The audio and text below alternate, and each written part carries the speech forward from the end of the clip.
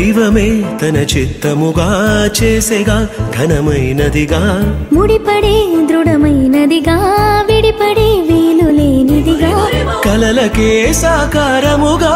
ఒకరికొకరు ఆధారముగా తల్లి స్థానంలో భార్యనుగా తండ్రి స్థానంలో భర్తనుగా నాదనే స్వార్థము విడగా మనదనే బంధము జతగా ప్రతిదినం తీగెలు లతగా అల్లుకుపోయే చందముగా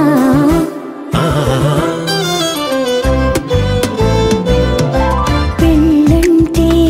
దేహములు వేరైనా ఒక్కటిగా ఫలించే దైవ సంకల్పం పెళ్ళంటే ఇరువురు ఏకముగా తండ్రి పని జరిగించే గొప్ప అవకాశం